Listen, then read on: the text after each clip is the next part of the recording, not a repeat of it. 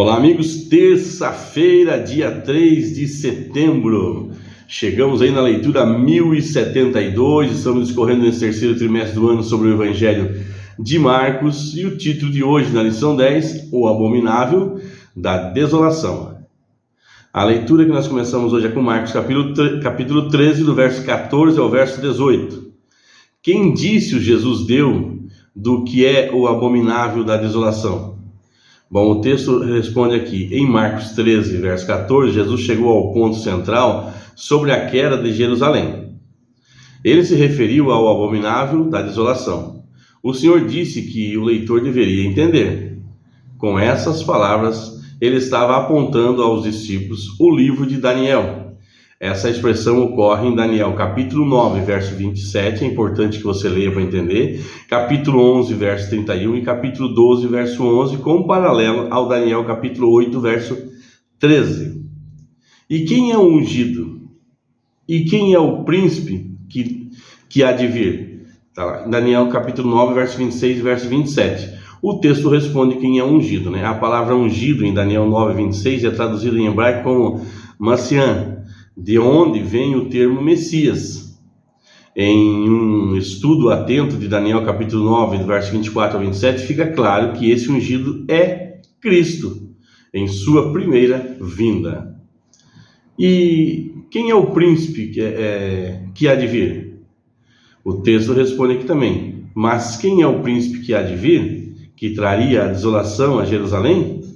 A cidade foi destruída pelo general romano Tito no ano de 70 depois de Cristo. Assim, parece lógico que seja ele, né? O príncipe que há de vir, mencionado em Daniel capítulo 9, 26 e 27. As duas pessoas estão ligadas porque a forma como o Messias foi tratado levou à ruína da cidade. E o que é esse abominável, né, da desolação? Bom, de que Jesus falou, referiu-se a...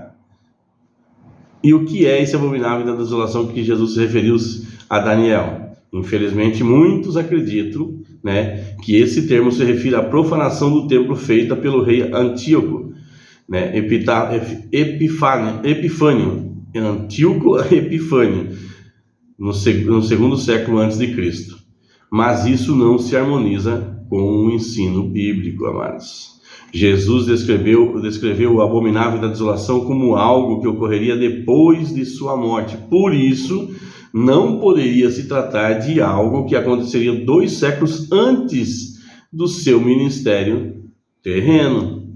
Em vez disso, o abominável da desolação provavelmente se refira à colocação dos estandartes romanos em Israel durante o cerco de Jerusalém no fim da década de 60 depois de Cristo. Esse foi o sinal para a fuga dos cristãos da cidade, o que eles fizeram. Assim como predisse Jerusalém, Jerusalém foi destruída. Jesus predisse que Jerusalém seria destruída e ela foi.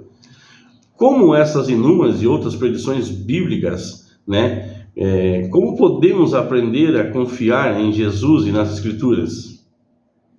Porque elas se cumprem cabalmente, né, amados? Porque elas se cumprem cabalmente, se cumprem à risca, né? As predições são feitas e elas se cumprem.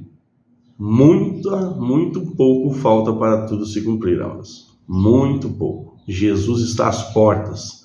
E se você ainda não entregou o seu coração para Jesus, ou se você é um frequentador de igreja, mas ainda não teve um encontro real com Cristo, amado, dobre o seu joelho, eleve seu pensamento a Deus aonde você estiver, confesse a Ele os seus pecados, as suas dificuldades, a sua carência e a sua dependência, e declare Cristo como o seu único e suficiente Salvador. Procure uma igreja mais próxima da sua casa, melhor ainda, uma igreja mais próxima da Bíblia, né? E você que ainda não é frequentador de igreja, passe a frequentar, procure alguém da igreja, um líder, um pastor, peça um curso bíblico para ser acompanhado de perto, né? E você que já é um frequentador de igreja, né? Diga, Senhor, eu estou tanto tempo frequentando a igreja, eu estou tanto tempo sendo fiel nas ofertas, nos dízimos, mas eu ainda não sinto o que essas pessoas falam. Eu ainda sinto que não tive esse encontro verdadeiro com Cristo. Então, confesse isso diante de Deus. Deus disse que nós devemos bater a porta e a porta se abrirá. Se hoje ouvires a voz do Senhor teu Deus, não endureçais o vosso coração. Jesus ama você, Ele morreu à cruz do Calvário por você. E o Evangelho não é só isso, não é só frequentarmos um banco de igreja, né?